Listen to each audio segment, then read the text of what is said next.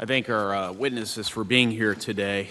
Title of the hearing is Keeping the Pressures on Russia and Its Enablers. And with that in mind, I'm thinking perhaps it's time that the President considers more of an asymmetric approach to isolate Putin from his allies. For example, the Burmese military junta has positioned itself as Putin's arguably most uncritical post-invasion partner in Asia. I see Moscow has readily backed the junta in return, both diplomatically and by arms sales, totaling over $1.7 billion over the last 20 years. Has the administration, Mr. O'Brien, has the administration considered imposing targeted sanctions or reinforcement of arms embargoes against the Burmese military? Yes. Oh, okay. Very good. What's been the result of that reflection and consideration? We are looking at the pillars of, we have sanctioned 70 individuals, 27 institutions. We are working with our regional partners in the, to target the junta and sort of push toward free and fair elections.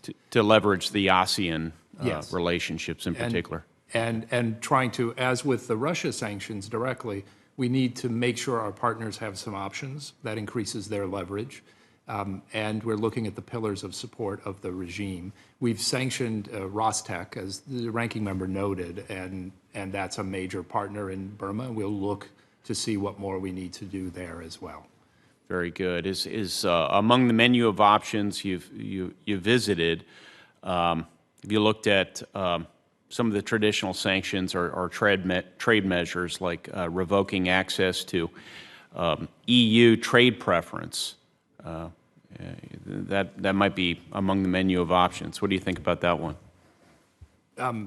Well, that's not ours, but I think why don't you're no doubt developing these policies in concert with our allies, right? Yes. Yeah. And I think maybe it would make sense for us to have a conversation in another forum. I don't want to foreshadow particular actions we may take, but I think we're very focused on the continued threat the junta poses to its own citizens, yes, and its relationship with Russia, and we're developing ways that our sanctions can be part of an effective policy.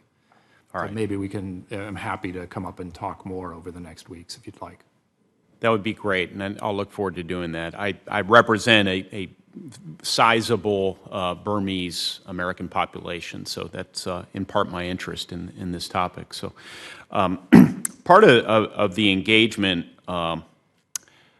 is owed to Beijing's engagement, particularly in 2006 when Beijing became an active intermediary with Russia. You'll recall the junta secured Moscow's backing, allowing for a historic double veto on the Security Council, scrutinizing the junta's activities.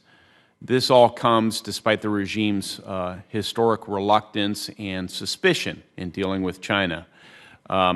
In your opinion, what is Beijing's endgame in supporting this diplomatic relationship? I think the economic relationships run deep. There's a long-time security relationship around the border, and so they've got a natural inclination to working together. We're looking at the ways in which our policies might be able to adjust that, but that may be a topic for a discussion. Yes, sir. And one of the other things I'll just get on record that I'll look forward to exploring with you or your team is how some other bigger regional players like China or India might respond to targeted sanctions against the Burmese. With that, I'll yield back, Mr. Chairman.